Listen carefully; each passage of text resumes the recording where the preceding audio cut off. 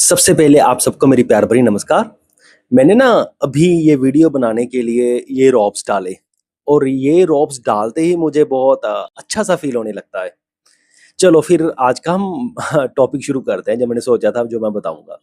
मैं ना एक किताब पढ़ रहा हूँ, वो किताब बहुत ही ज़्यादा रहस्यमयी सी है म यानी कि बहुत ही यूनिक कांसेप्ट सा है और उसमें कुंडलिनी की बात करी गई है। वैसे तो कुंडलिनी क्या होती है ये तो हमें सबको पता ही है कि वो सर्पेंट पावर है, हमारे स्पाइनल कॉर्ड में होती है। पर उस बंदे ने अपनी किताब में, अपनी ऑटोबायोग्राफी में ये लिखा है कि उसकी कुंडलिनी एक्सीडेंटली खुल गई। यानी कि वो मेडिटेशन तो बहुत टाइम से कर रहा था, ठीक है? कई सालों से कर रहा था। कोई 15-17 सालों के बाद अचानक उसकी कुंडलिनी खुल गई, पर उसके साथ वो कुछ नहीं हुआ, जो हम आम सुनते हैं, उसके साथ कुछ और ही हुआ। तो वो बंदा बताता है ना कि ऐसा नहीं होता कि कुंडलिनी जब खुल जाती है कि बहुत अच्छे एक्सपीरियंसेस होते हैं, ये होता है, वो होता है, सारी पावर्स आ जाती हैं। तो उसने बताया कि जब मेरी कुंडलिनी खुली तो वो पिंगला नाड़ी से खुल गई। वैसे तो कहा जाता है ना अगर सुषुम्ना नाड़ी से कुंडलिनी अगर ऊपर जाती है, कुंडलिनी की शक्ति अगर ऊपर जाती है, सर्पेंट पावर ऊपर जाती है तब वो सही होती है। अगर ईडा या पिंगला से अगर वो ऊपर जाती है, तब गड़बड़ हो जाती है। तो उसका पिंगला से हो गया, तो उसके अंदर जो शरीर की बहुत ज़्यादा गर्मी थी वो बहुत ज़्यादा बढ़ गई।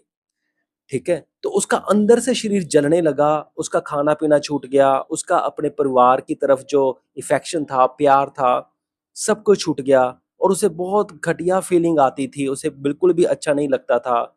जब वो सोता था, उसे लाइट्स दिखती थी, अजीबो-गरीब साउंड सुनती थी, उसे सारी-सारी रात नींद नहीं आती थी, उसका बुरा हाल हो चुका था। उसे ऐसा लग रहा था कि या तो उसकी मृत्यु हो जाएगी या वो पागल हो जाएगा। तो उसका ऐसा था। फिर उसे एक दिन थोड़ा-सा उसे अंदर से इंट्यूशन आती है कि उसे ईड़ा नाड़ी पर काम करना चाहिए, ईड़ा नाड़ी से शक्ति को ऊपर खींचना चाहिए। तो फिर जब वो ये प्रैक्टिस करता है, तो तब उसकी जो बॉडी में बैलेंस आने लगता है। तो ये किताब अभी तक मैंने पूरी नहीं पढ़ी, मैंने इतनी ही पढ़ी थी। तो उसमें मैंने 1-2 पॉइंट्स आपको वो बता दिए, कि ऐसा कुछ होता है ना? तो अगर देखा जाए तो स्पिरिचुअलिटी में ही मैं भी हूँ, मैं भी बहुत प्रैक्टिसेस करता हूँ, पर मेरे साथ अभी तक ऐसा कोई भी नेगेटिव एक्सपीरियंस तो नहीं हुआ। अभी तक जो भी कुछ एक्सपीरियंस हुआ है, मैंने सारी वीडियोज़ में बड़ी ऑनेस्टली शेयर किया हुआ है। अगर मेरे साथ कुछ ऐसा नेगेटिव या पॉज़िटिव एक्सपीरियंस अगर होता है अगर फ्यूचर में, तो मैं ज़रूर शेयर करूँगा। पर हाँ, आपको मैं ये बताना चाहता हूँ कि मैंने पहले भी ऐसे कुछ वीडियोज़ देखे थे, जिसमें ये कहा गया था कि बहुत से लोग कुंडलिनी को जागृत करने के लिए बहुत कोशिश करते हैं, वो अपनी ऊर्जा को ऊपर चढ़ा लेते हैं। जब ऊर्जा ऊपर चढ़ जाती है लेकिन बाद में उनसे सँभलती नहीं, तब वो पागल होने लगते हैं। तो जब वो पागल होने लगते हैं फिर उनको सॉल्यूशन चाहिए होता है, तो फिर देखो वो लोग प्रैक्टिस करते हैं कि जैसे हमारी तीसरी आँख थोड़ी बहुत खुली है या कुंडलिनी शक्ति जागृत हुई है, तो फिर उनको वो डाउन लेके जाने की कोशिश करते हैं ताकि वो नॉर्मल फ़ील कर पाएँ। यहाँ तक भी मैंने सुना है, ठीक है? तो ये बहुत सारी थ्योरीज़ हैं।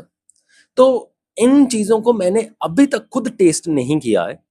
जिस दिन मेरे साथ होगा मैं आपको फिर बताऊँगा अभी एक्चुअल में क्या होता है, क्या करना चाहिए, क्या नहीं करना चाहिए, ठीक है? तो ये सारी चीज़ें हैं। तो देखो भई जो ये कुंडलिनी वाला कांसेप्ट है ना, ये है तो बहुत इंटरेस्टिंग, है ना? इंटरेस्टिंग है और बहुत ही स्पिरिचुअलिटी में बहुत ही माना जाता है। अब एक्चुअल में क्या होता है, ये हम देखेंगे, ठीक है? तो मेरे पास ये थोड़ी-सी इंटरेस्टिंग और इन्फॉर्मेशन थी, तो मैंने सोचा थोड़ी-सी मैं आपके साथ शेयर कर देता हूँ।